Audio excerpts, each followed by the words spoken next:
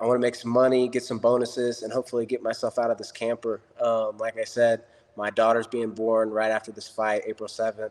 And, I just want to be in a good position so I can raise my daughter right and continue doing the sport I love.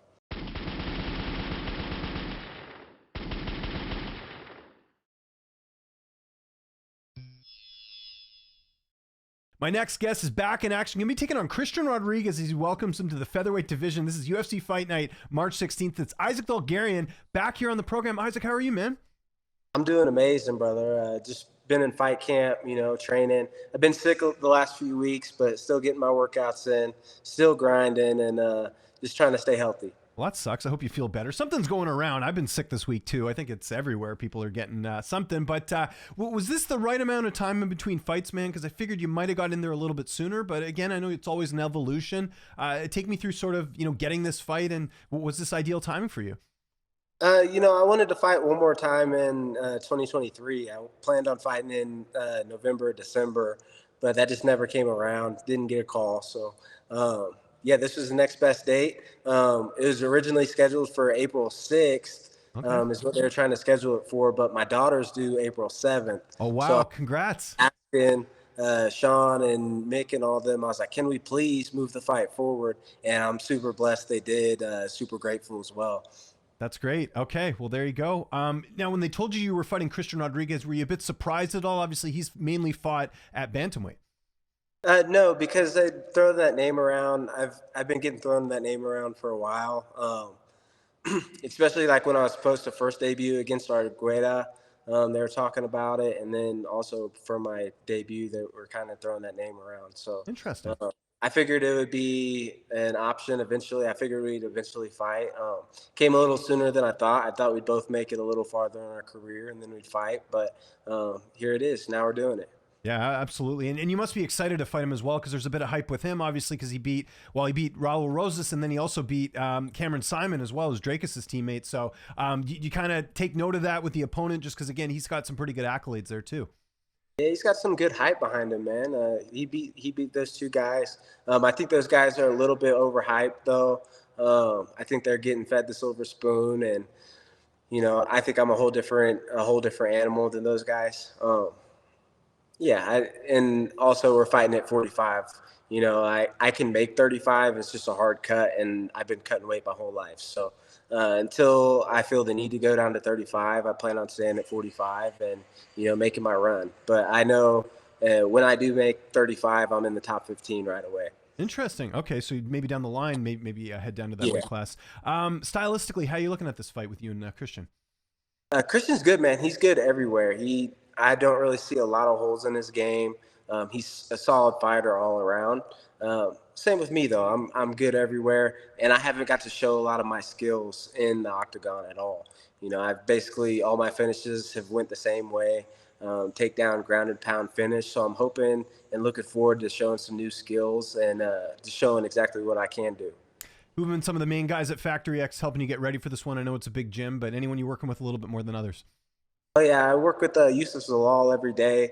He was supposed to corner me this fight, actually, but he just got a call for the Ultimate Fighter. So he'll be jumping on there. He's a vet, man. He's good everywhere. Great jiu-jitsu, amazing striker. He's just slick all around. So we've been kind of building each other's game up, me and him.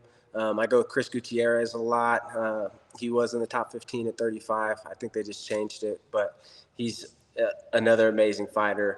I go with him. David Onama as well. I've been sparring him a lot. Great 45er. He was at my gym in Glory. We've been training together for about four years now. So, and he's a freak athlete. So nothing I haven't seen. Yeah, it's nice to have all that variety of training partners. And you're talking, the names you're listing off are like UFC mainstays. And Yusuf, by the way, should have still been in the UFC. Last time I checked, the guy, one of his losses, I think one of his last losses in the UFC is the guy who's fighting for the title this Saturday, right? So, yeah, the dude, that boy Yusuf, he's something else, man. Me and him, he talks the talk and walks the walk. Me and him go to war. Yeah, well, that's great. I'd love to watch those sparring sessions someday. Let's talk about the cut. I know you always make weight, but how's all that going ahead of the fight? We got a little bit of time here, obviously. Oh, it's easy, man. I make 45 easy, no problem. Okay, there you go. Your corner, you mentioned Yusuf won't be in there. Who will be in the cage with you on March 16th? I have Coach Mark Montoya, head coach out here at Factory X. Coach Busy, he's our jiu-jitsu coach, and then Mike Breeden from back home. Oh, nice. He's cornered me in all my fights. He's like my big brother and someone I can look to when things get tough. He really helped me a lot when I started, and I kind of owe him this fight. He deserves to be in my corner. Love it, man. That's great. And how's this one playing out? I know you feel confident. I know you feel like you're going to get your hand raised. How do you envision the fight unfolding? And like I said, Christian's good everywhere, so I don't think he's going to give me anything. I think I'm going to have to take it from him. I do think that I can get a finish. Not saying it's going to be easy by any means, but I do think I can get another finish. But yeah, his style it's really, how do I want to say? It's tough to deal with.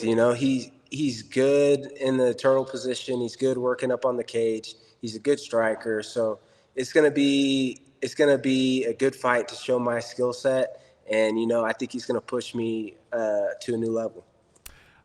Sticking with predictions, just because I got you here, we got the fight coming up on Saturday in your division between Volkanovski and Topuria. How do you see that one unfolding? Yeah, that was hard for me because I think Volk's one of the greatest featherweights ever. And Topuria, he's gotten to the title basically only using boxing. It's kind of crazy to watch. Like, he's a good wrestler, great grappler. He's good everywhere. And he's made it to the title with just using boxing. So I think it's an exciting fight. If I had to put money on it, I'd probably put it on Volk. I know he's coming off a loss, and I know he just got knocked out, but I think true champions recover from that type of stuff and get back on the right foot right away. But I think it's going to be competitive. I expect to see fireworks. I expect to see an exciting fight, and I don't think it's going to be a boring one at all. We're still kind of at the start of the year a little bit. Do you have any sort of goals for this year? This will be your first fight in 2024. Is it just keeping active? Is it getting in the rankings? Like, what are some things, if we can peel back the curtain a little bit of things you want to achieve this year? Yeah, man, I just want to put on a few good performances. I want 3 fights. I really want to get my name out there and kind of start climbing the ladder a little bit. I want to make some money, get some bonuses, and hopefully get myself out of this camper. Like I said, my daughter's being born right after this fight, April 7th. And, I just want to be in a good position so I can raise my daughter right and continue doing the sport I love. How is RV life these days? And it's been more than a year, I think, that you've been in it. Yeah. How's everything going with that? And obviously it's convenient because you're right next to the gym, right? Yeah, I'm right out in the gym parking lot. It's actually really good. I'm super blessed. Coach Mark Montoya lets me stay there, actually. It's good. The winter has been a different challenge completely than the summer because you got to do a lot of maintenance and a lot of preventative maintenance. Like, I spent about 12 hours building a custom skirt that goes around the bottom of my camper. Okay. Cutting foam board. I couldn't afford the nice skirt, so I had to build one. Stuff like that.